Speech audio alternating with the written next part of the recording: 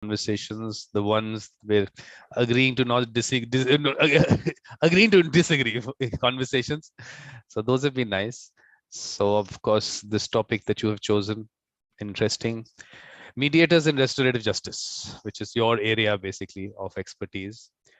But I'm not going to make life easy for you, that easy. What I'm going to tell you to do is, which I started now, I'm going to ask you to tell us about the conference. Please. And after that, Oh my. you'll tell us about yourself. But first, Well, you usually do this part, Vikram. this So, has changed over time. yes, well, this is a nice surprise, actually.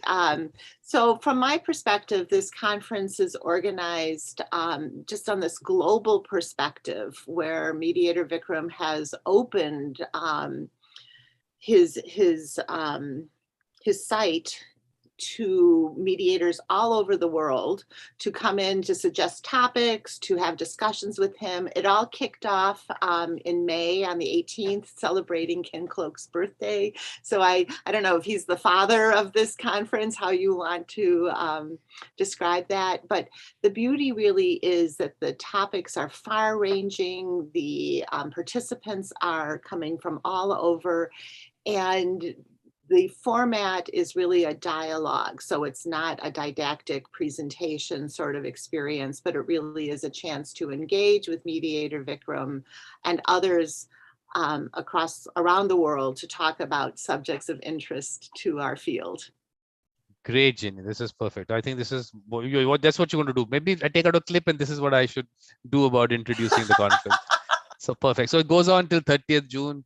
Look, Ken Cloke for me is I say the grand old man of mediation in the world. So he's obviously been so nice to celebrate his birthday with us on 18th May. And I'm celebrating World Mediators Day on that day. So that's been really nice. So everything available on YouTube, schedule available on social media posts. Please have a look.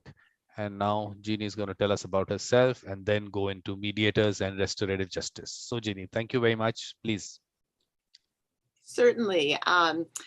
My name is Jeannie Zimmer, and I am currently located in the state of Minnesota in the United States. And I actually was born in Detroit, Michigan, grew up in the Chicago area, went to school in Iowa and Ohio.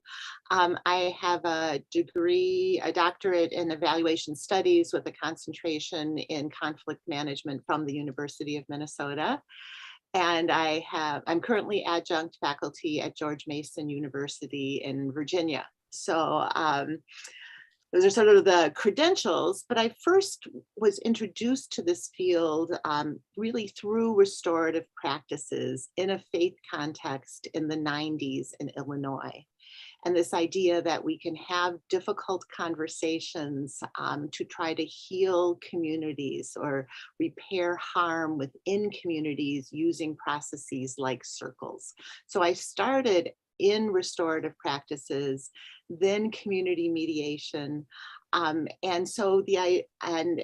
this idea that there's a range of skills or sort of a grounding of skills across community community mediation, restorative practices.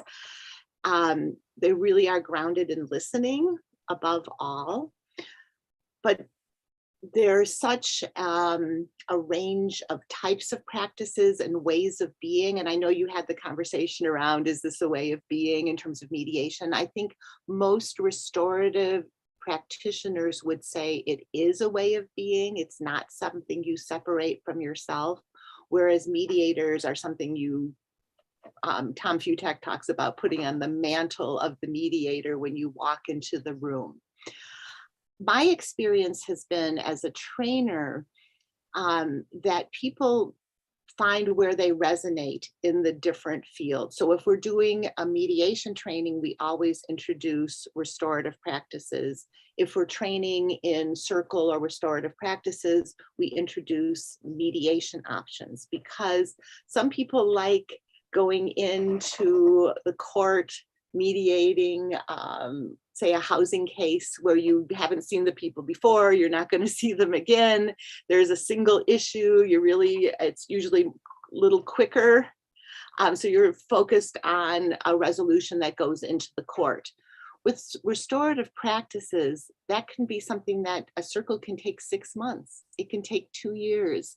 And you really are sitting in community in a really different way. And you're bringing yourself into the room in a really different way. So you're not as much of a neutral as you are in mediation when you are sitting in a restorative circle. So that's kind of the 30,000 foot perspective, if you will. So what's your perspective, Vikram? No, look, I am really interested to find out in terms of the work that you've done and how it works, and the aspect of course, you said the mediator aspect is separate, the restorative practice part is separate, but where do they meet? What are the, I mean, similarities, dissimilarities? Oh, you're going to take us through that. This is your field. I am just, for the moment, just a listener. I will come in. I will come in. Well, and I will say that, you know, there are so many people that are well more versed than I am. And I would call people's attention to a group here in St. Paul. It's actually a publishing house. It's called Living Justice Press. And they are focused on circles, and they're particularly focused on Indigenous practices and people of color. And so just like mediation, restorative practices come from Indigenous peoples. They come out of First Nations in Canada. They come out of Maori, New Zealand, different tribes in Africa. And what has happened is, in many ways, they've been co-opted, just like mediation has been by the courts, but in the US, it's been co-opted by systems in a lot of ways. And in fact, it's been, everyone was, yeah, whitewashed is probably a good word. When you say restorative practices, and rather than restorative justice, there's a writer, a scholar, practitioner named Maisha Wynn, who says when you take out that justice, you really are neutering what the goal is here, to achieve justice. And I know we've talked about social justice before, Vikram. And so this idea of restorative justice puts the power in the community. And the community gets to come together when harm has happened in particular to say, what is the harm that has been done? Who has been harmed? Who is responsible for repairing the harm? And it usually has a whole community that has that responsibility. And the community could be a neighborhood, it could be a school or a classroom, it could be a workplace, it could be a faith community, any number of definitions of community. But harm is not something against the state, it's against people. So the repair is for people and by people, the people most directly affected. I think the first important part is that the aspect of community is what is really important. So what is that community? Do we have communities, or do we have to create communities to bring in the restorative justice or restorative practices? So what is your experience been on the community part of it? How are people looking at communities these days? Yes, and so sometimes there are naturally defined communities. So there's a lot of restorative work going on in schools. And so that's a naturally forming community. It might be a classroom, it might be a group of kids, but then the community can expand to include parents or the adults in kids' lives, can expand to include the neighbors of the school who has been harmed. And so it's really up to the people directly involved to define that community. If you think of like a court case, so much of mediation is a court case, and it's somebody who's filed, you've got your plaintiff, you've got your defendant, but nobody really then in the court talks about who else may have been harmed. I once mediated or co-mediated a case in court, and you had one person suing another. Well, it turns out it was uncle and nephew. But it was presented as a business dispute. But let's think about who else in that family might have been affected by that conflict. So they may resolve their conflict to the satisfaction of each other in the court and to the court's satisfaction, but you haven't dealt with what else, who else may have been affected by that. But then Ginny, you'll have to take us, it'll go back to, of course, what I keep repeating about colonization, but we'll have to touch colonization because definitely certain practices obviously went away, were destroyed, whatever you would, of course, tell us from your experience about what you've seen, because it all became the state and the person, nothing in between. So that was something which, are we going to be able to change that? Are we working towards that? What are we doing there? What's happening?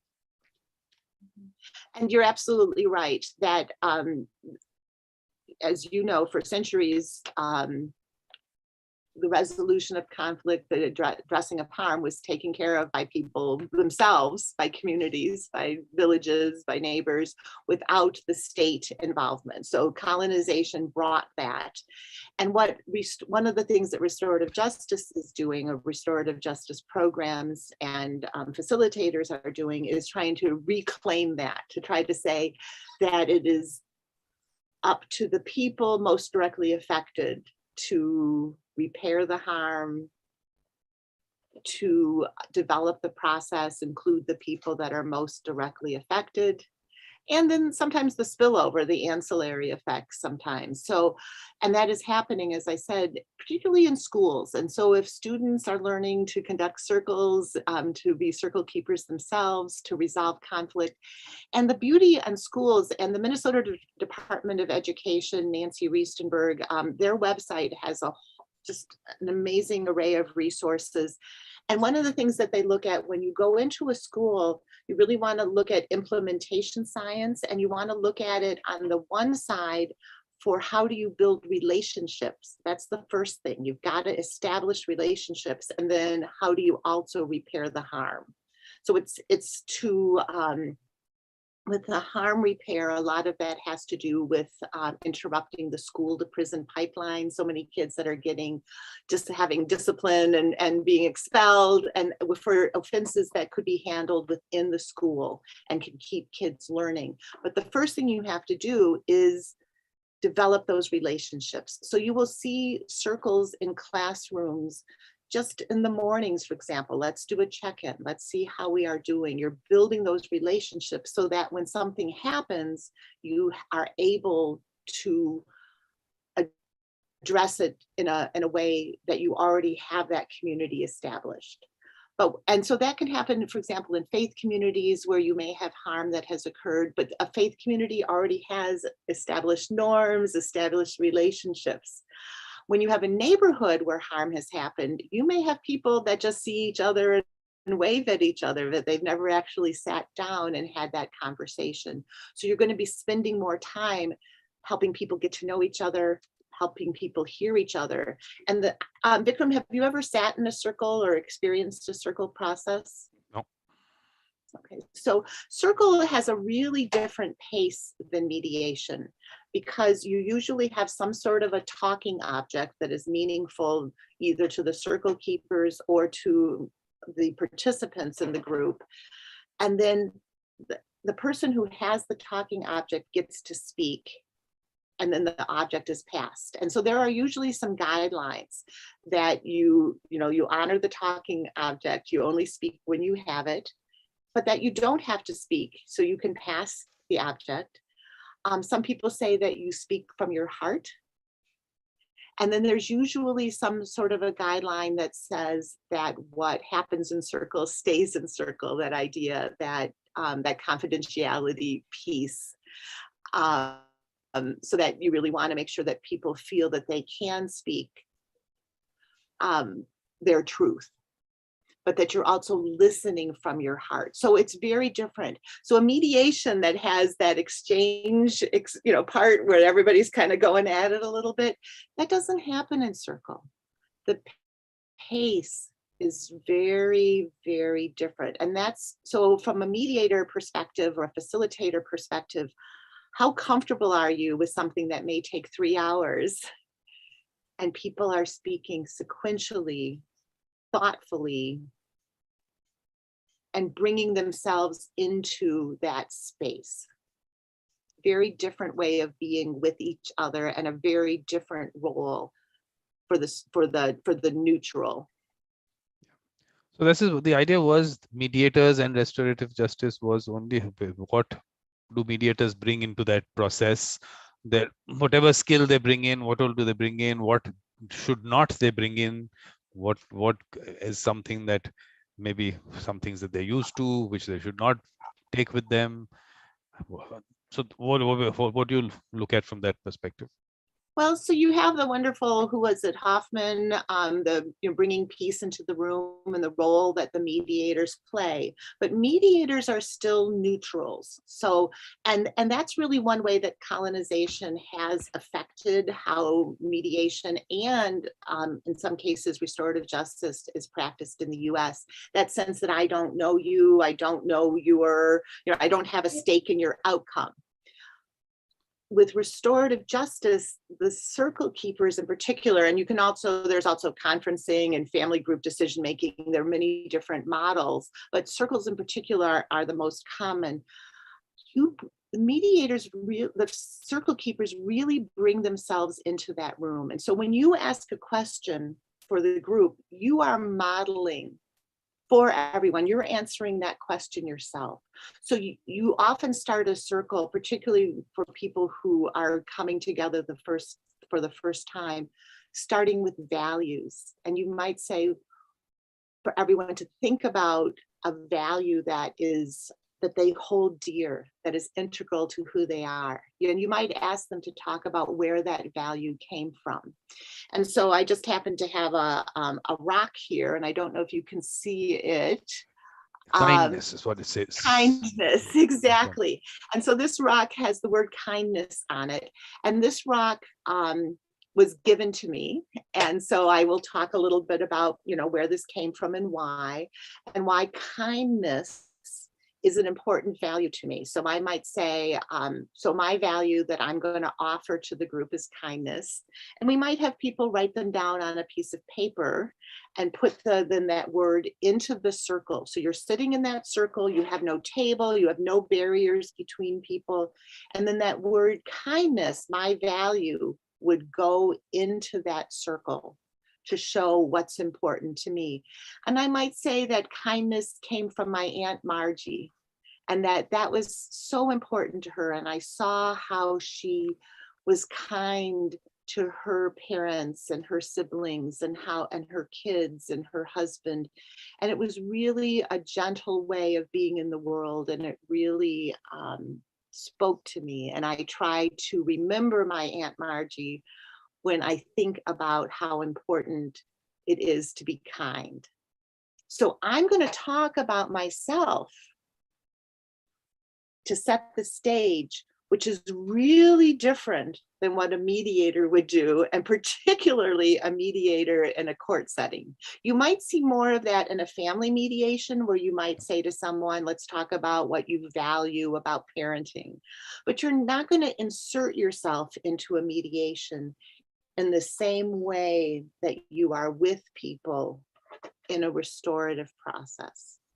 That I think Ginny will have to look at, because the whole concept of the way mediation went and this whole neutrality thing went, today at least that is being discussed and debated, whether the mediator is supposed to be neutral, or then the omnipartiality, multipartiality aspect, all that. So one thing that we can look at is, what can a mediator pick up, or what can mediators pick up from the restorative justice practices in relation to how they look at mediation as such.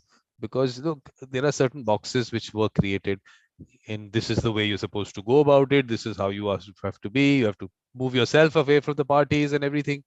I think we should be discussing all that and learn from people. Look, I'm not saying learning, some of us do it that way, but some people who've got into that whole box and who think that is mediation, maybe that discussion can happen as to the things that you can pick up. So not looking at it as totally different activities, and mediators don't do this, mediators don't that. I think merge it together to see that how both sides. I mean, let's see, this is on one side, yes, you're saying the mediators have this way of going about it, maybe they don't fit into this situation.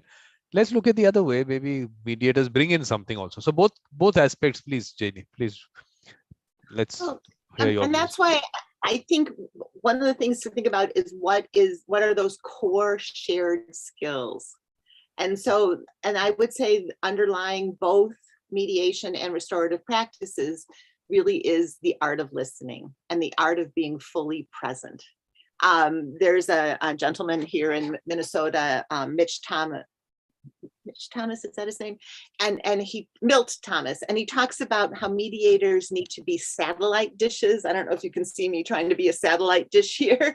And they're taking in everything that's happening in the room. And they're really watching both people in mediation, both of the people at the same time. And in circle, they're taking in the whole circle at the same time. What's being said, what's not being said. What are the emotions? What are the feelings that are happening? How are people responding? So in mediation, when one person is speaking, you're really looking at that other person as well and what's going on for them and giving them attention also. In circle, you're doing that same thing, but you might have 20 people that you're paying attention to at the time that one person is speaking. So creating space, creating the opportunity for people to say what they need to say, for people to be heard, hopefully, and understood. I think that is the grounding. The difference is really in how much the mediator separates themselves from, or is really more in charge of the process. Whether you're facilitative or more directive or even somewhat transformative, you are directing to some degree the process in mediation. In the circle process, the idea, it's often said that the process takes care of itself. You let the process work. That circle becomes an entity unto itself. And so you might schedule a mediation for 2 hours because that's about what people can hold on to, can focus on. You might not only get through one round, depending upon the number of people in a 2-hour circle. So you might schedule an afternoon, you're going to have food, you're going to have people coming together in a very different way. So timing is incredibly different. And that's why I really think that people who want to enter this field should experience, I think mediators should experience restorative practices, restorative practitioners should experience mediation so they have a sense, because I do see people, maybe maligning or saying things about these practices where they haven't actually experienced them. So until you've actually sat in a circle, you really don't know what that looks like. And for circle keepers, unless you've experienced mediation, you don't really know what that looks like. And I think there are benefits to both practices. So in the community mediation world, when someone calls with a conflict, we don't presume that it's going to be a mediation or a circle. We ask the person who's calling, well, what's important to you? Who's involved? What would you like to see happen? Is this really just 2 people that have a conflict, and a mediation is something that's, I don't want to say quick and dirty, that's not the right way to say it, but something that's a little bit more focused, and a mediation would be the perfect way to go? Or is it something where it is involving, say, a whole neighborhood or a workplace where you might want to be taking, or it might actually take several weeks and several circles to have the process happen. So the participant, the person with the conflict or that's initiating, really helps design and determine which process happens. Whereas if you go to court and you file a case and you're lucky enough to have mediation as an option, you really only have mediation. In the court setting, you rarely have a circle or a restorative process available to you. Well, then, Jenny, I'm still looking at it and I'm thinking that this is the way mediation was to be practiced. I mean, I don't see that as something which is so different, the way it should have been practiced, but maybe the way it has been practiced moved away from certain elements which should have been important. Because look, I'm telling you that when we talk about mediation, first of all, what are we talking about? What kind of mediation? What the issues are? I mean, there is so wide. But I just feel one important part which I keep discussing, and I'm sure you heard me saying that enough times, is the heart, soul, spirituality aspect of mediation. So some people maybe believe that maybe the circle part of it is where that comes in, and when you go into mediation, you move away from it. I don't know, maybe people think that. And I'm saying, no, you don't do that. So a lot of such things which people feel that don't go into the mediation part of it, maybe are part of it. So it's not, I mean, of course, in the way you've looked at things, the way you've seen it around you. So maybe that's the way people talk about it. But I don't think that there are so many different things happening there. I mean, except for the fact that is there for me, it's the dispute resolution revolution.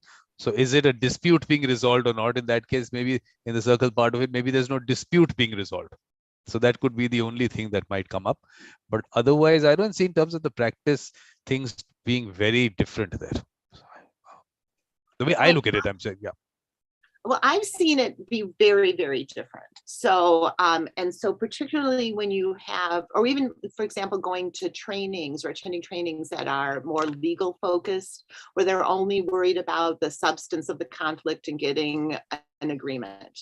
And so when you're really focused on that, rather than the relationship, the people in the room, you know, what is the mediator's agenda walking into the room? Whereas a circle keeper really doesn't have an agenda except to hold that space for the people there.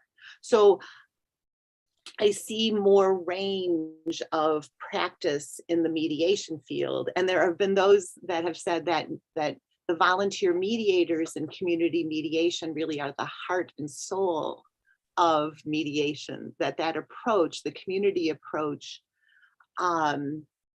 is more aligned with the indigenous practices that, you know, the origins of the work that we do.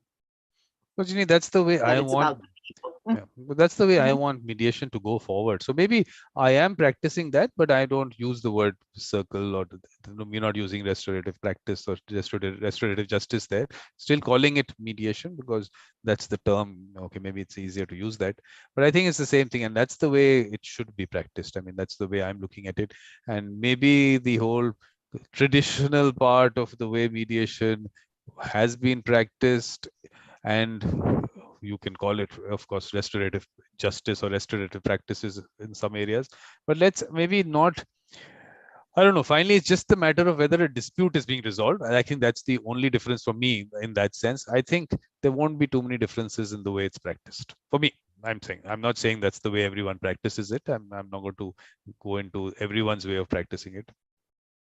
I think with mediation, there usually is a conflict, a dispute, something that requires a resolution, but it may or may not. The question is, are you resolution focused? What are your measures of satisfaction or success? And we'll talk about that in a couple hours. But I think with restorative practices, the grounding really is in relationships. And that's why you can do circles just to build relationships, just to check in. So you may have a residential community where your people are checking in every day. How are you doing? But you're using that circle format. So that sense of how are we being? I've seen boards of directors that use circle as their way of conducting business. So that's not a conflict. That's not, you know, requiring a resolution. That's a way of being with each other. And we're going to allow that space or ensure that space for every person to talk about, you know, to talk as much or as little as they want.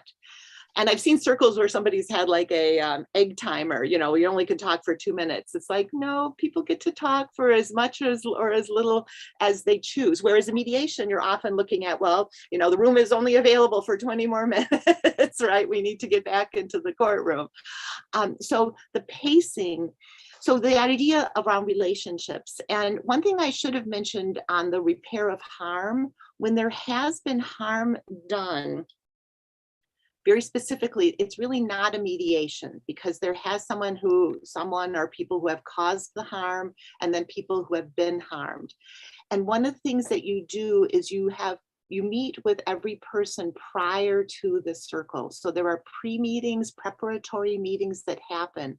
So the circle keepers would meet with each person, the person who caused the harm, the person who experienced the harm, and the International Institute for Restorative Practices has a series of questions that people, I don't know if you can see these. Oh, this is No, it's terrible. blurred. It's blurred. It's blurred. A series of questions that can be asked. What happened? What were you thinking at the time? What have you thought about since? Who has been affected by what you have done and in what way? And what do you think you need to do to make things right? So that would be the series of questions you would ask for the person or people who caused the harm to help them prepare for the circle. And then there are similar questions for the people who experienced the harm. And then for the others, the support people or the members of the community who are there, who were also affected. So that you're meeting with each person, because you don't want to re-victimize someone who experienced harm. You want to make sure people understand how the circle is going to work, that it's not blaming and shaming, and that they're entering in with the spirit of community and the spirit of restoration, not a punitive way of being with each other.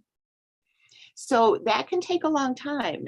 We had a circle where a couple of young people did some vandalism in a faith community, and to meet with the young people, to meet with their parents or the adults in their lives, to meet with the members of the faith community, really took some time to set that up so that everyone was prepared for that circle process to come together to talk about what happened and what they were going to do differently. And then often, once they sort of say, well, the kids might say, well, I will come and help clean the church or the synagogue or the temple every week.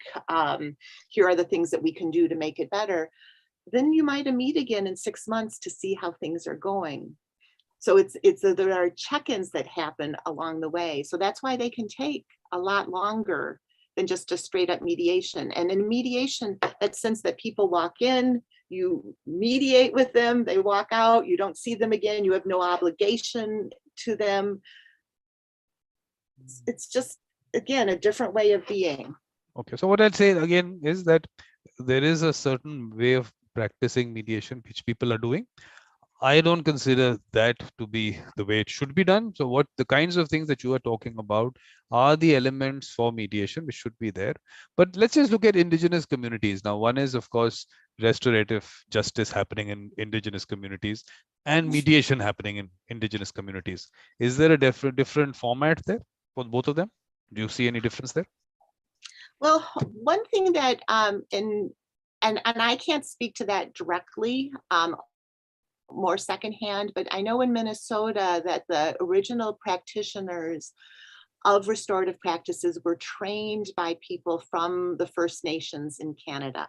So let's learn from Indigenous practices. And the Living Justice Press that I mentioned is let's make sure that the voices, that the people who develop these processes, and own these processes, and that's why for me to be the person here speaking to this, I am, I do not purport to speak for any of the communities of color, but to let people know that there are many communities of color using restorative processes in the indigenous manners that they are intended, and that to have white people and systems co-opting those processes and imposing white, like the person who uses the egg timer. Well, that's a real white way of being in the world. There's a time, and you need to talk to fit this time frame. That's a systems way of looking at it, as opposed to, it takes as long as it takes. So just a different way of being. No, my idea of getting down to this was that in indigenous communities, is there a difference if there was a dispute that had to be resolved, and on the other end, a restorative practice happening where the healing is happening, as we call it? Do you think see any difference between the practice in the two? My understanding is not that there are the same practices. So if you think of the Palava hut or gachacha, particularly like the Palava hut in Africa, is that was that Liberia? I'm sorry if I'm not remembering. But that idea that you have an actual physical space in the community where when people have a conflict or harm has happened, you know where you go, and you know the order, and the elders are the helping to facilitate. And similar to community mediation, the idea that you try to address the issue as early in the process as you can, that you don't wait for things to explode. That in Minnesota, we tend to be very conflict avoidant. And so things will fester for months and years before they get to that point where people are willing. And even then, well, I don't have a problem, right? Whereas that idea that, hey, something's not feeling right, let's sit and talk about it. This isn't going the way it, something's not going the way it should. We need to gather and address it. So in a more transparent way. So my sense is that things were handled in a similar fashion. That's what I'm saying. That's what I'm saying. That basically what happened was, as I see it, is that the practice being the same, because obviously that's the method that they use. And then when you come out of it into a world where that the restorative practices or the circle aspect was not part of society, part of communities, when this comes in, it becomes a separate kind of a method. Whereas this should have been some way incorporated into your mediation, and there should have been just one word and one practice, and whatever came in, be it healing that you're doing, or this is a dispute that you're resolving. Conflict is too large a thing to resolve, which I stay away from. I'm saying, keep me to the dispute. You people handle the larger conflicts. But I think practices should be the same. I think we should not make these distinctions, because finally I feel at the end of the day, are you just confusing users? I feel it's just that someone, maybe that term mediator or mediation, I think we need to maybe expand the understanding of that. Maybe I don't know how you would want to today, if you have to really tell people what mediation is, how would you tell them? What would you tell them about mediation? Well, I think I agree with you in a lot of ways. Vikram, I think it's horribly confusing for the consumer or the prospective user of any of these processes.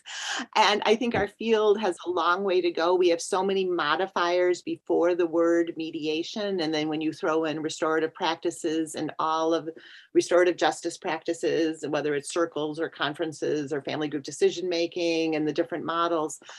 And then you add facilitation into the mix and negotiation. We just have, and we don't have a shared glossary. We don't have a shared understanding. I think we as a field need to spend more time trying to shake that out a little bit. Yeah. Exactly. Particularly on the mediation side, I don't see as much happening on the restorative side as far as some of that confusion. Restorative practices are very much grounded in values and the values of restorative justice, whereas mediation, people see that more as a skill set and something you do to people as opposed to how you are with people. So I think it's going to take us a while to get there. Okay, so basically, the good part is I am not adulterated by that concept. So for me, they all work the same. Because the thing is, look, again, like you said, from the user's perspective, what are they really looking out for? What is that person that they bring in? What are they really expecting from that person? It's not the terminology, for sure. It's not terminology that you bring in. It's a certain activity or a certain, if for them it's an end result, not for you. That aspect we're going to be discussing, what is success, but from their perspective, what are they looking at? And the route to that There can be various ways to get there, and every individual will have their way of going about it. To even generalize what Genie does by itself, I think is maybe not correct, because you'll have your approach, which for some people, for this aspect might go into that model, and this might go into that model. I don't, I don't see that terminology helping the user. So I think that definitely we have to make it simpler for the user, definitely. But look, the way I'm looking at it is that a basic route of how you set up communication between people. So the circle aspect being basic, let's call it a certain foundation, and values and value-based negotiation is any case what you should be following. I mean, like, we have to move out of that interest-based negotiation to value-based negotiations. So that definitely has to be a part of mediation or circle practices, whatever you do. It has to be part of everything that happens. Now, if you have moved away from it, from that basic core, to say that now this is another aspect that I'm doing, I've created something else, and now I have to change the whole definition of mediation, I think that's not correct. People are trying to keep changing that definition, maybe. I don't know how you look at it, because in the US, definitely there's lots more into discussion on definitions than everywhere else. Right now, the discussion here seems to be mediation conciliation, which we had that discussion on. Seems to be we are still basic there. We haven't divided mediation into so many other things. So with you seeing all that, yeah. Well, and I think, with any field, and there's still, I think we're at the place, because there was all, is conflict resolution a discipline, a trans discipline? What are we really even talking about here as a field? So, but sometimes that, you start here, you grow, and then you kind of, distill again. So hopefully we're getting towards that. But I think, this is about the people. It's about what they're looking for in the room, and so I think absolutely, if we can get back and when we talk about ADR, so under the big umbrella of alternative dispute resolution, the courts do it this way. They tell you when to show up. They, you've got your docket, etc. The more we can really be the alternative. When would you like to meet? Where would you like to meet? Who would you like to have participate in the process? What are you hoping that will happen in this process? What's important to you about the people who will be helping to facilitate this? And that co-designing, which you never get in the court system, the more ownership that people can have in that process as you are talking with them, the more we are really demonstrating the alternative to the courts and keeping it in the community.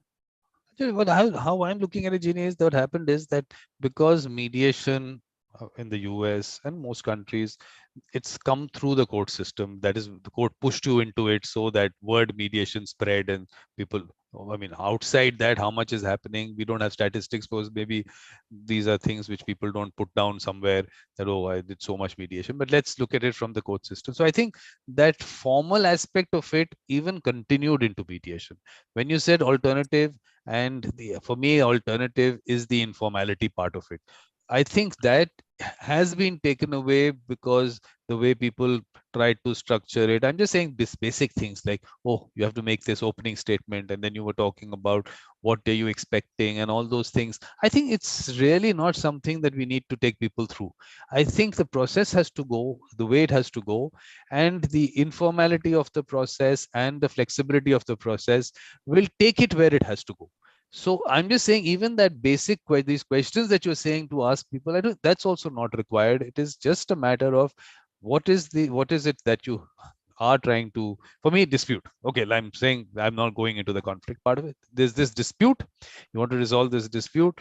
Okay, let's work together to resolve this dispute, which means work together with both the parties. And that is where this omnipartiality and everything comes in. Then let's work together and get somewhere. So you've moved away, first of all, that adversarial aspect, I think, still comes in when you talk about this neutral and everything. I think you still brought two parties and I'm neutral. No, you're part of the process. We're all part of the process. We're trying to get somewhere. So I think that aspect also, I think we need to, I mean, if you have to, like, if you're using it from this perspective, alternative.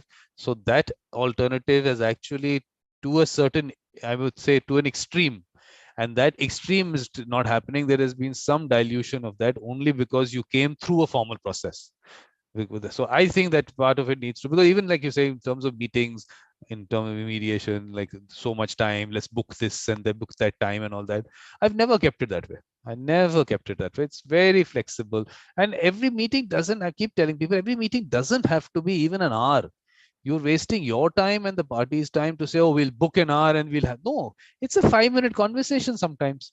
We've had this conversation. Okay, there's someone has something has to be discussed internally, they have to do. Let them do that. The moment we start putting into these aspects, supposing both of us have to have a conversation, I'm not going to say, Jeannie, please fix an hour. I have to come. No, I just maybe just have to mention two things to you, make certain thought process to start in your system, and then later we'll get back on it maybe 2 days later or whatever. So I'm saying that flexibility is also gone in this formal way that mediation is being practiced. I don't know what your I thoughts on think that are. I think you have the heart of a circle keeper. I know, that's Restorative what I'm justice. saying. Exactly when you're saying those. Yeah, Yeah, yeah, absolutely. That idea that what are you bringing, and really keeping that focus on the people and their relationship and their ability to create the space for them to resolve the dispute or to repair the harm among themselves. Where is the power in the room? And we've talked about that, but all the um, we have power that we don't acknowledge, but how do we ensure that the participants really have the power in that resolution or that repair of harm? and the surprising thing is, Jeannie, that whatever I'm telling you is all on commercial matters that I handle. So imagine this. Mhm. These are areas where no one even talks about these things, as I see. But I'm saying in commercial matters also, you have to be looking at it from that perspective. People are moving away because, again, like I said, there is that whole formal structure of litigation and everything.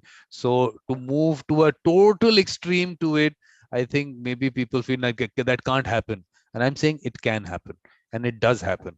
And people are people. Whatever they might be in a commercial dispute, it doesn't matter. These are people in a dispute. So don't take out all this concept of what kind of dispute we can. Oh, this people tell me, oh, for family disputes, it works like this. I said, no, it works for every dispute. You're dealing with Right. people, and when you bring in certain aspects, I will repeat, heart, soul, spirituality, when you bring those aspects in, when healing is what you want to do in the process, value based negotiations is what you want to do, I think it fits in everywhere. I don't see it being alien to any kind of dispute. Well, and absolutely, and I think for whether you're a mediator, a circle keeper, to have that emotional fluency or be able to acknowledge emotions and bring those out. So when you talk about commercial disputes, those are people, and Exactly. somebody's ego could be bruised, or they could be hurt, or they really need an apology. There are all these other things that are happening. It's not about what's on the pieces of paper.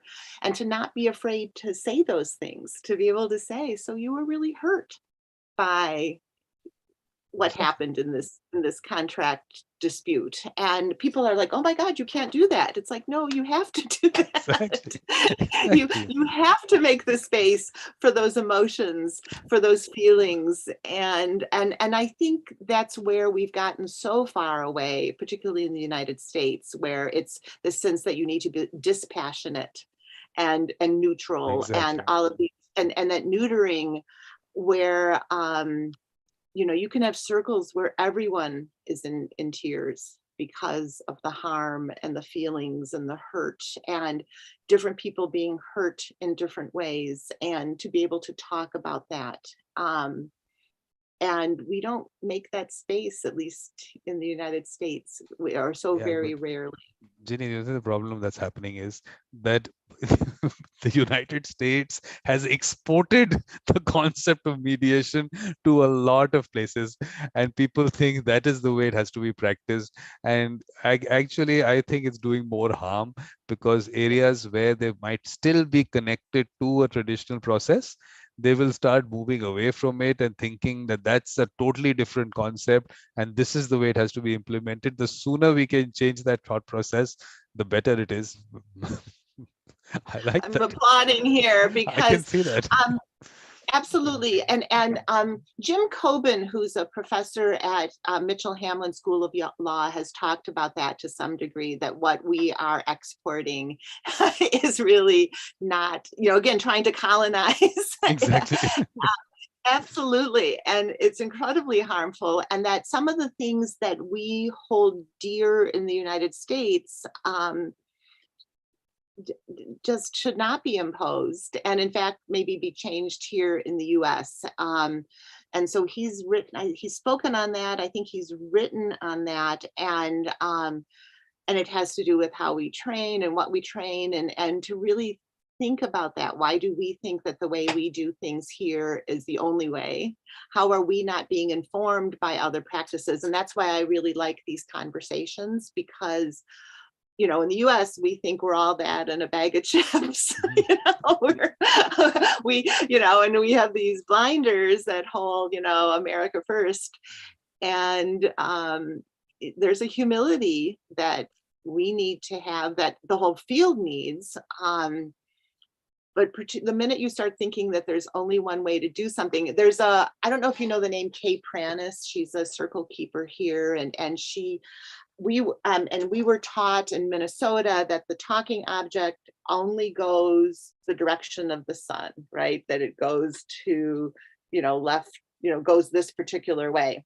And then she goes, I think, to Africa, and the circle keeper there says, well, I always go to my right, instead of my left. And it's like, okay, so in the US, we often rules, and there's only one way to do things. And how do we step back from that in mediation and in restorative justice to say what's best for the people in the room, to get our orthodoxies? And that's, I think, what happens with some of the orthodoxies too, all those modifiers. People think, they either want to put their name on something, or they think there's only one way to do something. And that's exactly, I think that's the point, that the flexibility, the informality is such that it comes down to that particular, whatever is, call it a circle or a mediation, whatever you want to call it. That is a unique thing happening. You have to flow with the energy there, not with some box that you want to bring into it and open it out and say, oh, this is how I'll do it. You don't know. You have no idea where it's going to go, what that whole, that, I don't know, like I'm calling it energy. We did that life energy, and these are the words which maybe don't have enough explanation around it. So getting into, maybe that's where another issue comes up, because we want scientific evidence for this. We don't have scientific evidence, so we will do it this way. No, I think these are things you can experience, and I think that is what you have to bring in. That connection of people is at a different level altogether, and that part of it, I think, got missed out somewhere. People were taken out of it, and a process was what was focused on. So we have to change that, Ginny. Well, and there's so much going on. People doing, neuro-linguistic programming and all this stuff about the amygdala. And I think it's helpful to understand some of that. So as you're watching, but is this head work or is this heart work, right? Exactly. And this is really heart work, and that satellite. More than that, heart work. We're going into soul and spirituality. Please don't miss them out. Whenever you talk to me, we're going to have three of them connected together. All three work together. But again, like I was, even in that symposium that I did, I was talking about this. Look, in the US, maybe those elements are not part of the way society functions today. Maybe you moved away from those elements to say that that is something that you will bring into mediation. Why would you bring into mediation if you don't bring it into other aspects of it? So that's why maybe the mediation that was developed was based on the requirements of the society, the way it has developed. But that doesn't mean, like we said, it doesn't mean that the same thing applies to every other place. Some places that connection is still there, and it's not going to be uniform throughout that country. Every country is changing. Hollywood is changing countries and the thought processes. So you're exporting a lot of things out there. So that part of it also definitely, the people's thought process towards things, they get very influenced. You won't realize it, but it is conditioning of the mind. Call it another way of colonization, whatever you want to call it, but you are conditioning people's mind into a lot of things. through movies. That's a very strong way of doing it. Very strong way, because it's happening in a very call it subtle, but a consistently subtle manner. That's what the whole thing is. But there's also with the co-optation that happens, people don't know that there are other ways of doing this. So that's part of the challenge. And so in Minnesota, a lot of mediation and restorative practices were really being co-opted or handled by systems or through systems, and by a lot of white people, because Minnesota is very white. And then some of the facilitators or circle keepers here went to Oakland, which is a predominantly people of color, and saw things being done really differently. And we in Minnesota did not know that. We did not know how much the things that had come from First Nations and been brought here to Minnesota had been co-opted. And so now how does that change again? So I think what you're doing, Vikram, here about getting that global perspective is even more important, so that we know what's happening in India. We know what's happening in different countries in Africa. We get a better understanding, and that there isn't, and that the United States doesn't think that we're the only country, and that we're doing it the right way, the only way. Let's get the best from everywhere. I mean, let's get the best from everywhere, put it all together. And part of that, let's say hi to Teresa also, because that's also a good way of going about it. Hi, Teresa. Hi, I'm a little early. Sorry about that. So, okay. So what we're going to be, let's just do one of those normal closing rounds. Jeannie, please, whatever, however if you want to summarize it, you want to, whatever, your wish.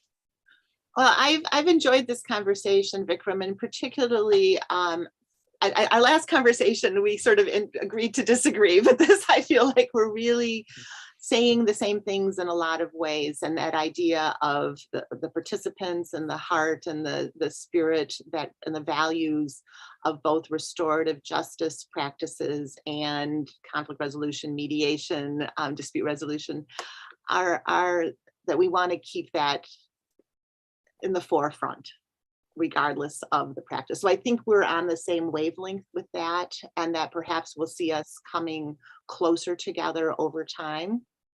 Yeah. So I think even, like I'm telling you, even that conversation was important, because look, there's certain things which are, I would say, ingrained in you also. I mean, even if, be it what we're talking about today is because you agree with me, because maybe your thought process is different from the people around you who are practicing, be it the circle, be it the mediation, whatever. So you've seen that and you put a thought to it. But supposing you had not, your thought process on this also would have been stuck on a certain thing. So you're flexible here. I think in other things also, it is just that because that's the way you've been talking about it and everything. So that continues, and to change the thought process will take time. I have no problem in that, but I am going to keep trying. And I think we did a good job there. So it was a good conversation. That conversation was also a very good conversation. All conversations with you are good conversations. So it's just that. Yeah, so thank you very much, Jiri. And I'll, of course, we are discussing on the session after that. We're discussing something which is also important. All of them. I mean, I'm saying everything is important, but what is success in mediation is also to be discussed. So thank you very much. And we'll then. So have you met Teresa or not? We haven't. We're just meeting now.